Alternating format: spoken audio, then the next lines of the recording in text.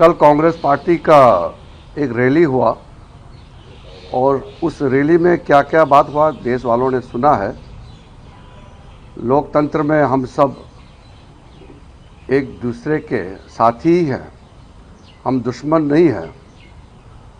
लेकिन कांग्रेस पार्टी की रैली में प्रधानमंत्री का कब्र खोदने के लिए जो बात कही गई और देश भर से कांग्रेस वालों ने अपने लोगों को बुला करके प्रधानमंत्री को मारने के लिए, प्रधानमंत्री को जान से ख़त्म करने के लिए, कब्र खोदने के लिए जो बातें की गई हैं, मैं समझता हूं कि लोकतंत्र में इससे ज़्यादा और घटिया, इससे ज़्यादा नीचे का स्तर कभी देखने को नहीं मिला है।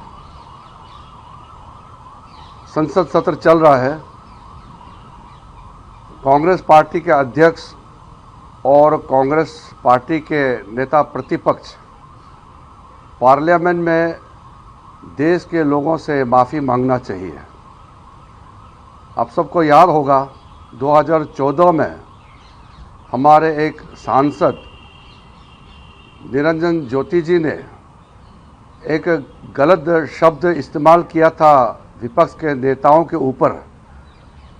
तुरंत प्रधानमंत्री जी ने उनसे पार्लियामेंट में माफ़ी मांगने के लिए कहा और उन्होंने माफ़ी मांगी थी।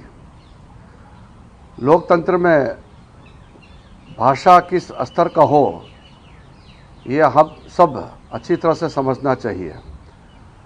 बीजेपी की ओर से, एनडीए की ओर से कभी भी किसी का नाम लेकर के किसी का माँ पिताजी को या किसी नेता को मौत से घाट उतरने के लिए कभी भी नहीं कहा। वैसे भी हम लोग जितना भी एक दूसरे के विरोधी हो, फिर भी हम विश करते हैं।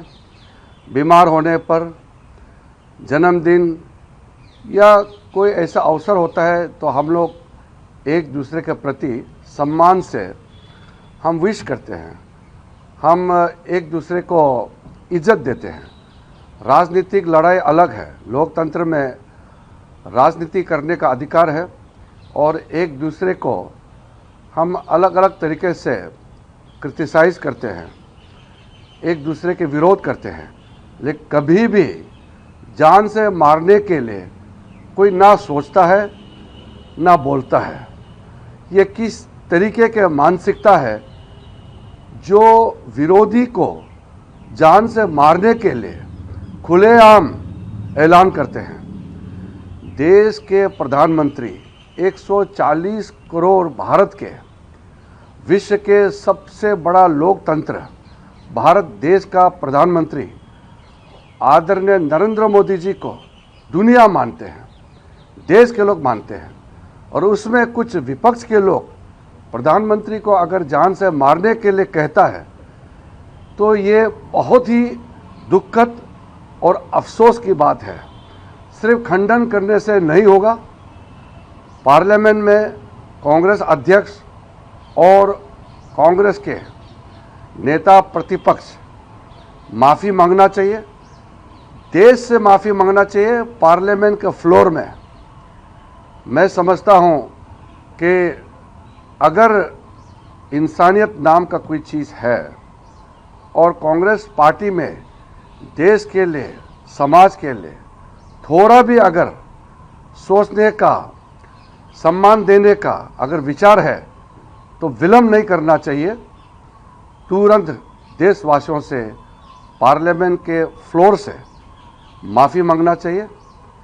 तब जा कर के हम समझेंगे कि गलती हुई है और कांग्रेस पार्टी ने गलती माना है। जो चर्चा हो चुके हैं, पार्लियामेंट में बहस होते हैं, हम हर मुद्दे के लिए चर्चा के लिए तैयार रहते हैं। और पार्लियामेंट से भाग जाना और प्रधानमंत्री जी को गाली देना, ये सभ्य समाज में बिल्कुल शोभा नहीं देता है। मैं फिर से कहना चाहता हूं, कांग्रेस अध्यक्ष और कांग्रेस के नेता प्रतिपक्ष दोनों लोकसभा राज्यसभा में देशवासियों से माफ़ी मांगना चाहिए और कभी भी भविष्य में एक दूसरे के प्रति और विशेष करके नेताओं के प्रति इस तरह का भाव नहीं रखना चाहिए। मोदी जी हमेशा शालीनता को आगे रख करके अपने पार्टी के लोगों को भी कहता है कि हम विपक्ष के नेताओं को दुश्मन नहीं मानना चाहिए। हम एक प्रतिद्वंद्वी की तरह, एक राइवल की तरह, हमारा एक ओपोनेंट है, पॉलिटिकल ओपोनेंट है, उस हिसाब से हम देखते हैं।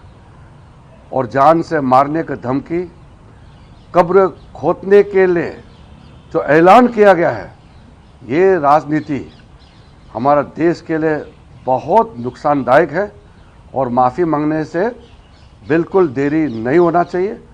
मैं बहुत साफ शब्दों से कहना चाहता हूँ।